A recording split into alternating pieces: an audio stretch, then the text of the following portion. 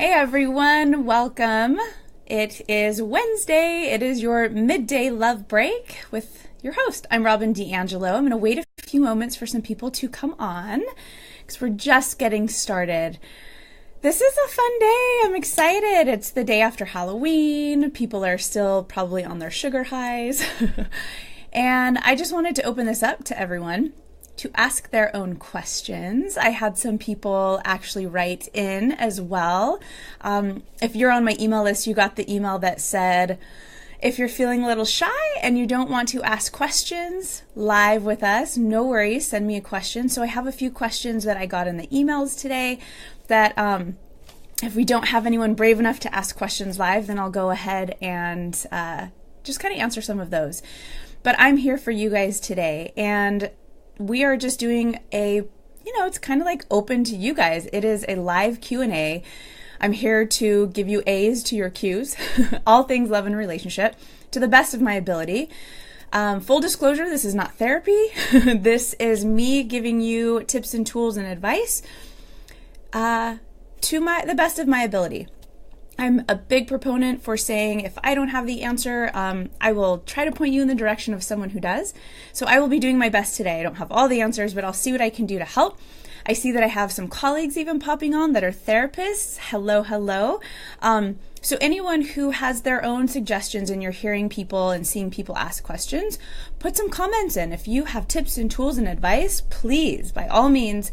This is a community where we support one another.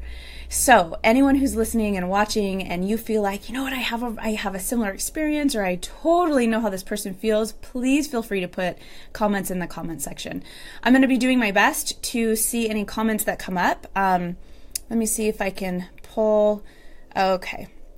So, hi, you guys. I just want to quickly introduce myself for those of you who may be tuning in for the first time. I'm Robyn D'Angelo. I'm a licensed marriage and family therapist in Laguna Hills, California.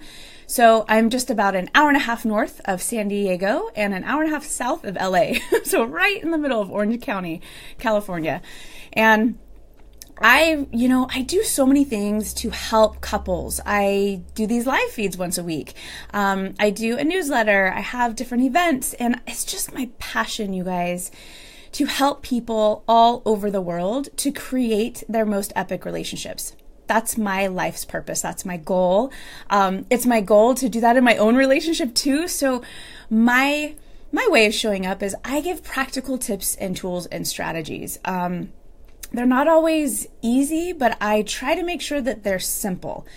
Because here's the thing, at the end of the day, I'm such a big believer in the quality of our life really depends on the quality of our relationships. And I'm sure some big guru said that somewhere, someday.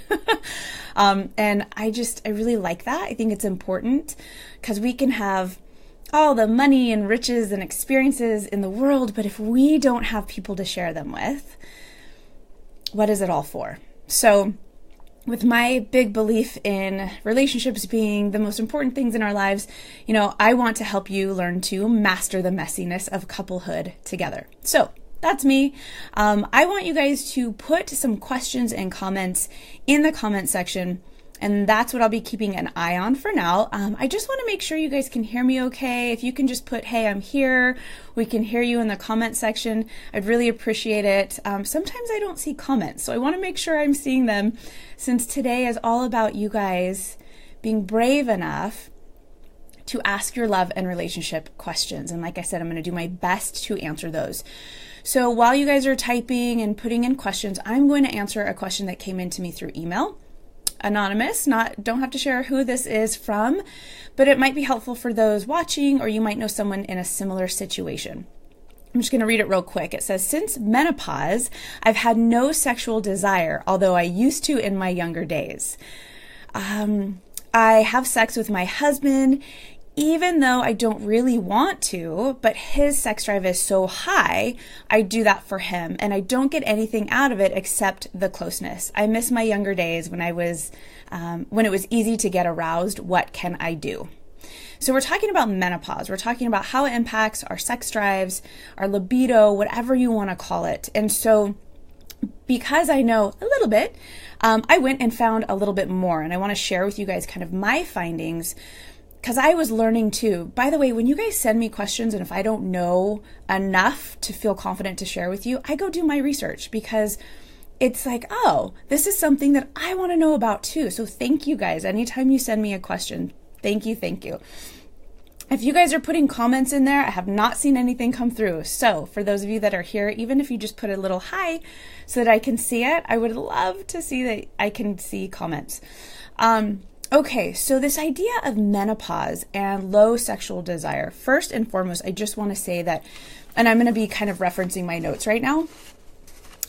What I found through the research was that there are like 3 different elements to desire, okay? Sexual desire. So sexual desire is just your interest in being sexual, but there's 3 elements that are all interconnected when it comes to this.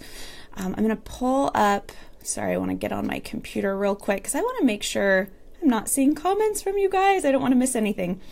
So those 3 different components when it comes to sexual desire are these. Number 1, and I forgot to tell you guys, get something to take notes. The first one is just drive, and this is mostly biological. So these are our sexual thoughts, our fantasies. This is an erotic attraction to someone. This is like sensitivities and arousal, just kind of depending on how we are wired. So what's really important to understand about drive when it comes to sexual desire is there are some things that impact that, especially for women if they're going through menopause. Checking over here again real quick just on Facebook. I'm not seeing comments from you guys, so if you have any, please jump in. So some of the things that can impact our sex drive, especially when going through menopause, are what are your daily activities? Are you getting out? Are you moving? Because menopause can really wipe us out and make us feel pretty exhausted. But can you get yourself moving anyways? Another thing that can really impact your drive is your stress levels. Like, how stressed are you?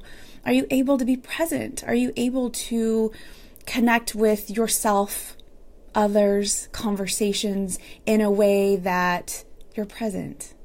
And then just your health, your overall health can really impact your sex drive. So keep that in mind. So there's 2 other elements to sexual desire. The second one is like your beliefs, your values, your ideas around sex. So sometimes our drive, our actual sex drive, can be tempered by our beliefs. And here's an example. So if you have a sex drive, so you are still enjoying like having fantasies and sexual thoughts and you still get aroused, yet your belief system around sex doesn't align with that, there's going to be a mismatch. So maybe there's religious beliefs. Maybe there are some pressures from your peers. Maybe there are social media pressures around what you should and shouldn't be enjoying sexually. That can really temper your drive. So take a look at that. Take a look at, do my ideas and values and ideals around sex actually match up with my drivers? There's something off, because research is showing that the more positive, they use the word positive, the more positive beliefs and ideals you have around sex, the more positive your drive is going to be. So check in with that. If you're feeling any like guilt or shame around your belief system of, sex in general and sexual behavior, check into that. The last piece is motivation. And this is the most important for women, especially women that are going through menopause. Motivation is basically the willingness to behave sexually. It's your willingness at any given moment with, I don't want to say any given partner, probably your given partner, right? But the reason motivation is so important, and it's especially important for women going through menopause, is because it is directly connected to emotional and interrelational components, right? So how are you connecting with your partner?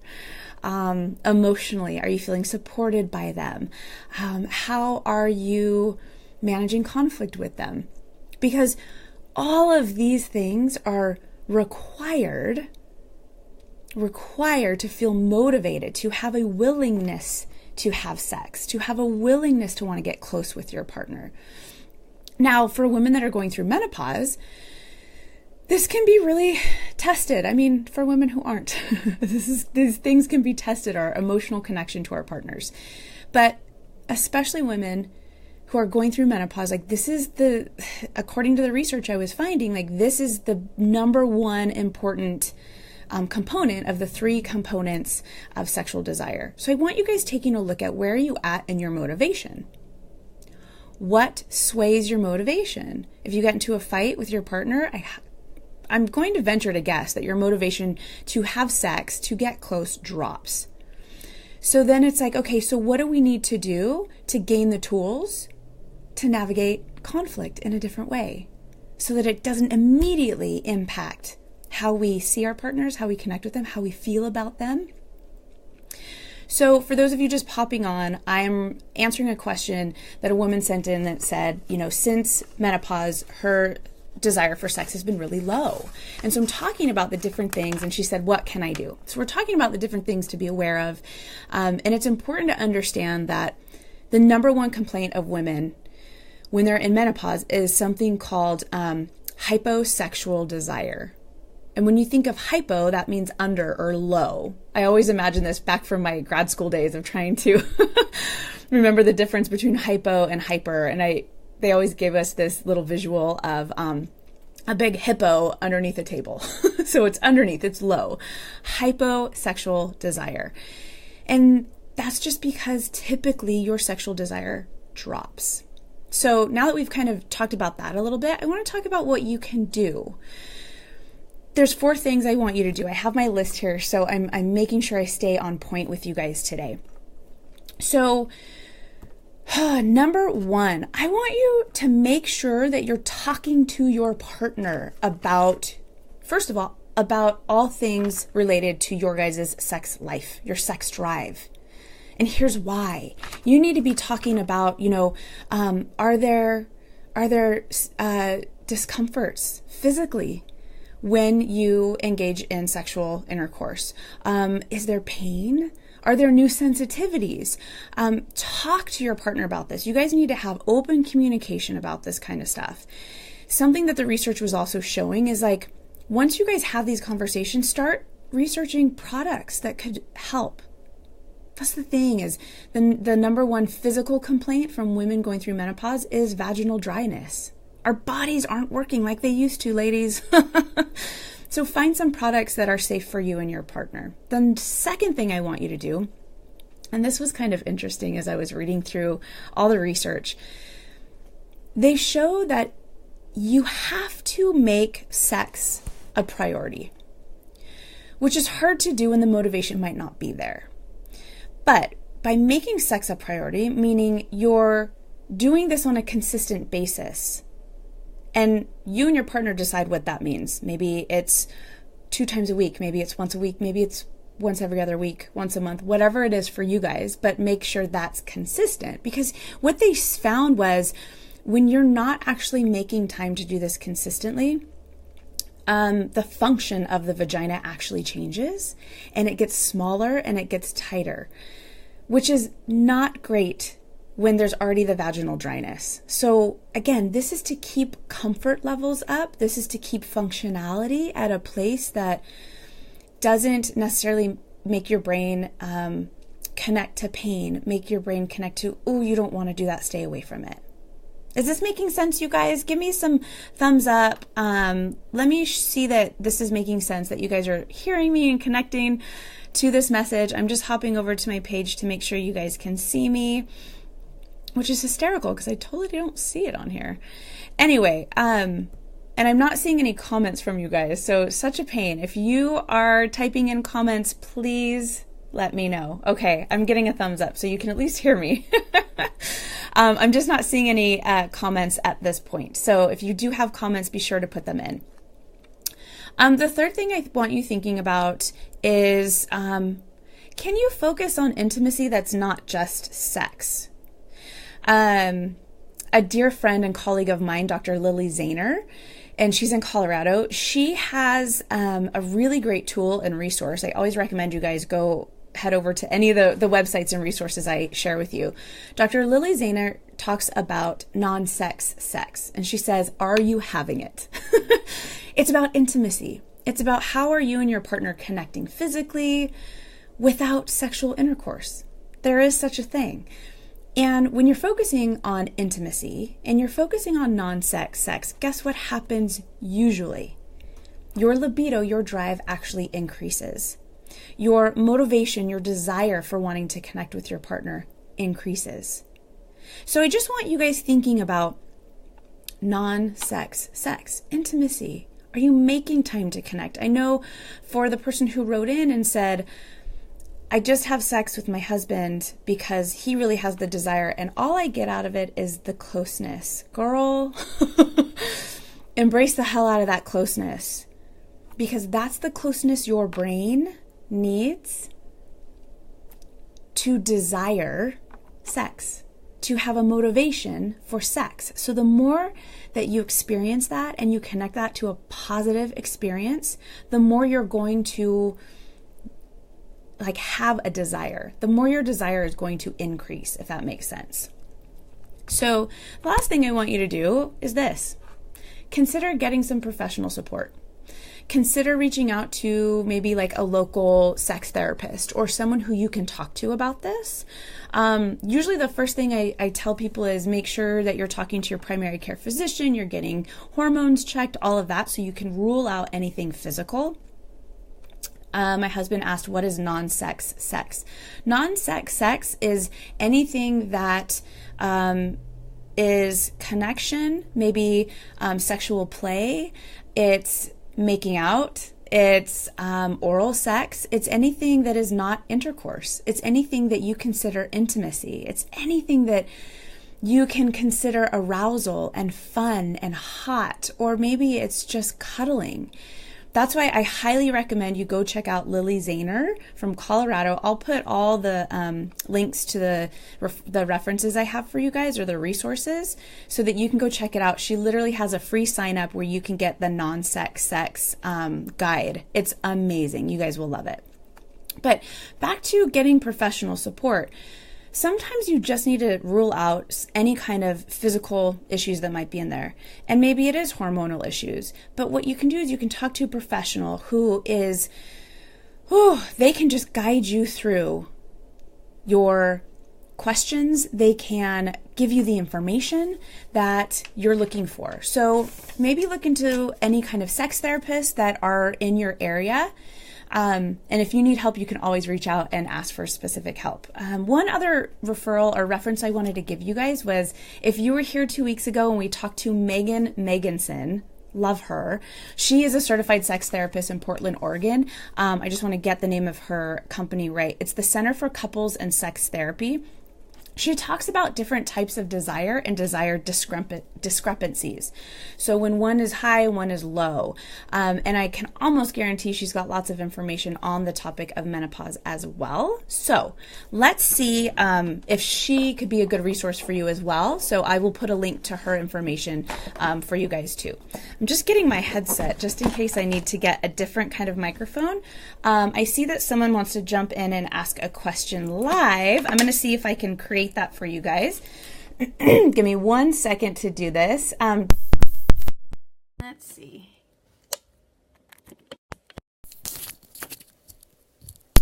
I'm switching things up. I want to make sure you guys can hear me though. So give me some thumbs ups if you can hear me, or just type in the comment section, yes, we can hear you, so that I know. Can you hear me? You guys good? I'm going to see if someone can jump in here with me. Let's see. I'm going to see if I allowed her to come in. I don't know if I can even add people to this. This is kind of neat. Okay. All right, you guys. So it doesn't look like I can invite someone to join me. So for the person who said, I want to join and probably ask a question live, go ahead and just type it into the comment section, and I'm going to do my best to answer it. We have a couple other questions that I can definitely answer while you guys are here. I'm just pulling up my email. because some of you were really, really brave enough to at least send me an email and say, Robyn, I'm not ready to go live and ask you this. But I know that I'm probably not the only one who is struggling with this. So please talk about this. Hi, Booney. Nice to see you here. I'm going to go back to my emails and check some other questions that people had. Here's one that was really hard. It's always hard to hear questions that remind me how hard relationships are. Oh my goodness, I'm feeling like emotion come up right now because doing what I do, you guys, I see people at their most vulnerable. I hear really intense pain. I help people move through and heal some of the most devastating betrayals. I help people gain clarity around confusion in their relationships. But when I get a message like this, it kind of hits me at my core just as a human being, because I love big, as many of you know. I'm just going to share it with you. It says, how do you go on with life after fighting for your marriage? Whew. It knocked the wind out of me a little bit. My brain went a couple different ways with that. How do you go on with life? Number one, get support. Look around you. Who are your support systems? And connect with them. Grab a hold of them so tightly. Ask for help. Ask for support. And if asking for help or asking for support is a little too vulnerable for you, you don't have to tell people why. You can connect with them and just say, I really need to get out of the house today. How about we go grab some coffee together? I just need some genuine time with you. I would love to just be around you. Can we go for a hike or go for a run? Can we go for a walk? Get outside. So how do you go on with life when you're fighting for your marriage?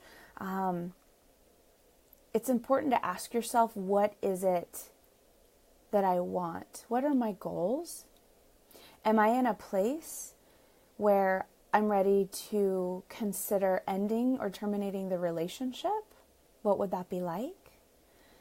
Am I at a place where I've decided and committed to, no, I am going to make this work. We are going to make this work. How in the world do I do this? Start by asking yourself, what's my goal right now, today? Which, by the way, our goals can change, right? I always tell people we can't course correct, which is correcting along the way, if we're not moving. So choose a direction, choose a path, keep checking in with the people who love you, and see if you can go from there. I want to take a look at some comments that are coming through. Booney, you said it's so important to get permission to ask for help. So many of us are taught to be tough and get over it. Oh my goodness, especially women, right? I guess especially men too, but typically with women, it's not so much about you can't ask for help, but it's be careful who you ask, be careful how you ask. Maintain that sense of strong, independent woman. Maintain that sense of you better not put up with too much shit or no one's going to respect you, right? I don't know how many times I've heard messages from people dealing with infidelity of, I don't want to tell anyone because I'm actually embarrassed that I want to take my spouse back, or I want to work on it with them and I want to try to heal, and I actually want to figure out what the heck went wrong so that it doesn't happen again, either in this relationship or my next. Right? I'm going to read some of these comments. It's so good to get outside, hike, whatever, to break up the routine, especially if that routine is not working. It clears the brain. Don't look for drama support. Rebecca, I totally agree. Here's something really interesting, because as you guys know, I'm a brain geek. When you are walking, moving your feet, hiking, running, whatever it is, but you're moving your feet, and then add it to being outside, so many amazing things happen in your brain. There's something that's called bilateral stimulation. And that happens when you walk, one foot from the other. It's something that we teach little kids when they're getting overwhelmed with something. And see if you guys can see me. We call it butterfly hugs. And so you cross your arms and you can tap like this. It's a self-soothing thing, but what it does is it initiates bilateral stimulation. Bilateral stimulation is when your brain is basically functioning at its most efficient and productive. So when that happens, your thoughts are bouncing back and forth and you're thinking through and you're processing. When we get stuck, when we get overwhelmed, when we are frustrated, everything is on one side going round and round and round and round and round and round. And you can't think through things clearly. Booney, yay, bilateral stimulation. And if you have anything to add to this, Booney, and I'm describing it in a way that may not be as clear, please jump in.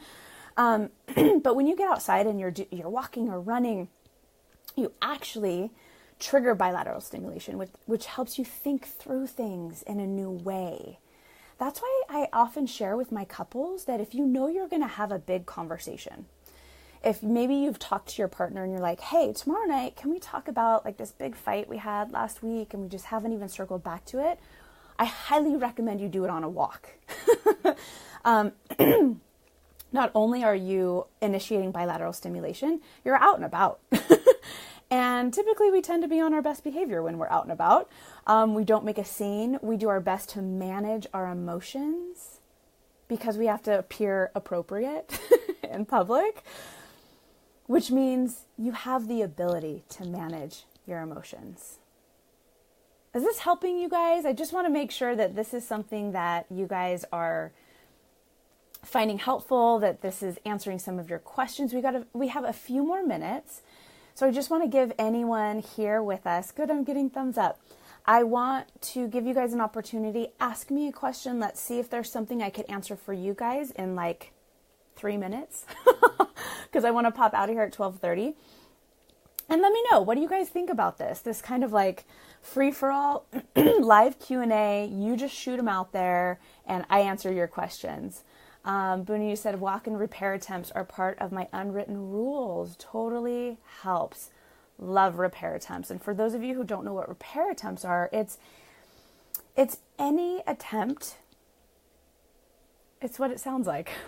It's any attempt to repair a fight, an argument, a misunderstanding, any attempt to repair the uneasiness in a relationship. And one of the best ways to do that is to just ask for the opportunity. Hey, can we take some time tomorrow night and talk about this? I hate the way we left it.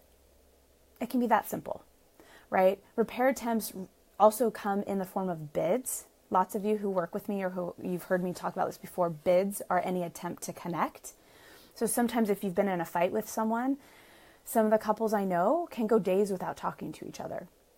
And I'm always encouraging them, no matter who started the fight, who ended the fight, like be the first one to make a bid. And a bid is any attempt to connect. So it can be as simple as, you guys are sitting next to each other silent on the couch. He's watching football. You're on your phone. And you say, I'm going to grab a glass of water. Do you need anything? Do you want anything? You're attempting to connect. And it's in a way that you really didn't have to. You could have just gotten up silently, gotten yourself a glass of water, came back and sat down and said nothing. What you're doing is you're attempting to connect with your partner. What you're saying to them is, I love you and I'm still here. I might be mad as hell at you. You might be such a jerk from yesterday. And I'm still here.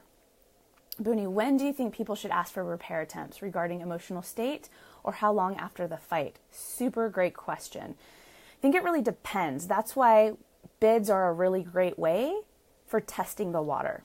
So again, say we're sitting there, we're both seething, we're both silent on the couch together, testing the temperature, like just putting a toe in to see, should I go there yet? Make a bid. Make a really benign bid, right? I'm going to go do a load of laundry. I'm going to do whites. Do you have anything I can throw in? Gauge your partner's response. If they're like, yeah, I have something, thank you. Or if they completely ignore you, it's clearly not the right time to attempt to repair. You have to have a little bit of buy-in. You have to have some indication that they are willing to receive a repair attempt. There's few things as frustrating as attempting to repair and being rejected. Oh, it's so hard. It's so hard. It makes your brain not want to repair. At the same time, we have to respect when our partners aren't ready. Really, truly. You don't want them showing up. You don't want them saying, okay, fine, what? You just don't want that, and neither do they. So I hope that answered your question, Booney. There's no specific amount of time after a fight. You just kind of have to gauge the temperature. And you do that by bids. Low-key bids, things that are minor, things that if your partner's not ready and they reject it, or they just get really quiet, they turn away from you, you're not completely devastated because it makes sense. Okay, I'll try again later. I'm going to run out and grab something to eat. Would you like something? So it's just these little minor things where you're inviting them into the process. You're inviting them into the conversation. All right, you guys, I'm looking for any other comments, any other questions. Rebecca, you said, I'm so glad I decided to stop holding grudges or doing the silent treatment. So not worth it. Time helps to get a better perspective and see if the anger and hurt was justified or not. Usually not. Interesting. I think all emotions are, and maybe I'm reading that wrong, anger, to see if the anger or hurt was justified. I think our emotions are always justified, what we did or said. I think it just depends. Justification kind of doesn't matter. It's about how you feel. It's about how your partner feels. It's their perception. It's your perception, and being able to talk through that of like, this is how I experienced it. It was really hard for me to hear that. And when we're super aware and we have what's called emotional intelligence, we can actually have a conversation with our partners about, you know what?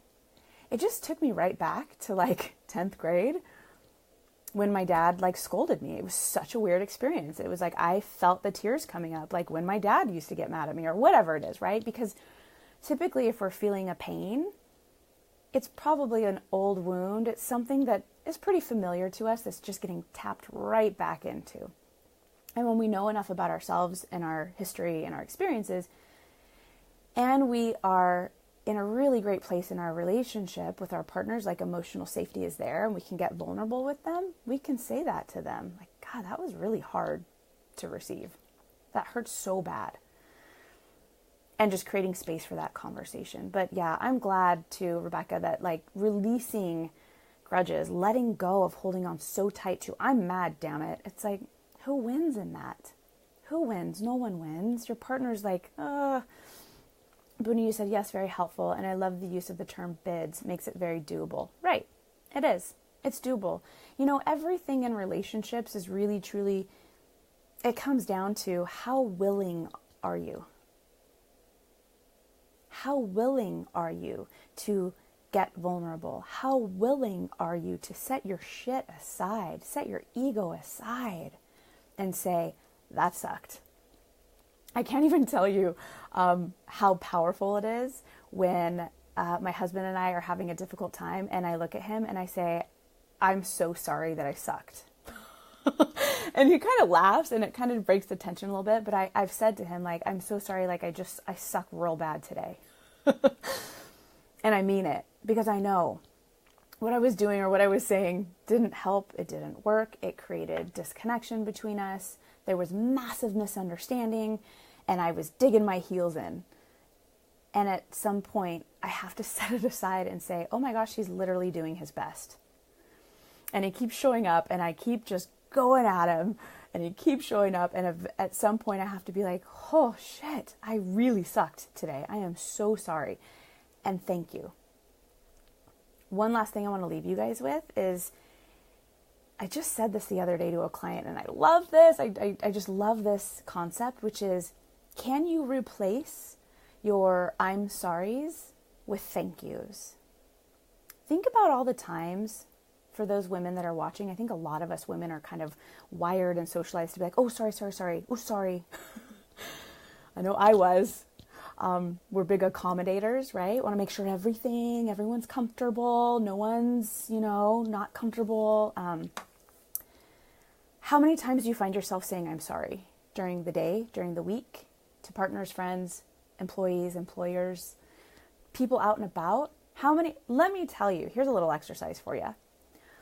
Walk down the street on the right side, if you're here in America, and see how many, own your space.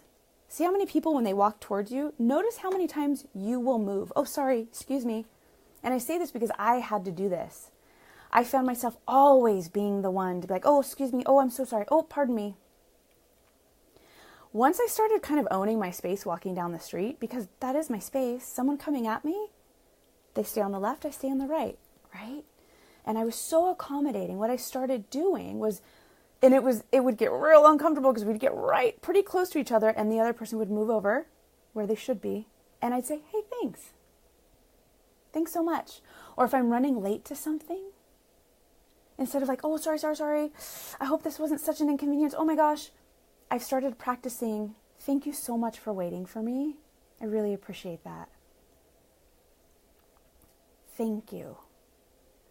I can't tell you how many times I have said to my husband, thank you so much for hanging in there with me. I sucked, right? But instead of like, I'm so sorry. Sometimes I'm sorry's get really diluted because we're using them too much. So, all right, I'm going to read this one last comment and then we need to get going, you guys. Steph said it's exhausting holding a grudge, but at the time when I was mad, I couldn't help it. I felt like I had to express how angry I was. But at the end of the day, I realized it didn't make me feel better. Here's the thing, Steph. I want people expressing how they're feeling. But if you know, for you as a person, right now, if you don't have the skill set yet to express things in a way that is respectful and effective and productive, see if you can just like, we need to take a break. I don't want to say something that is hurtful.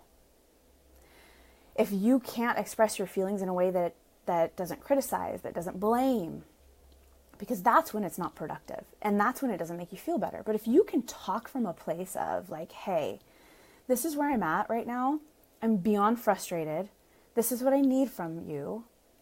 And then you make a request of like, hey, are you willing to accommodate this?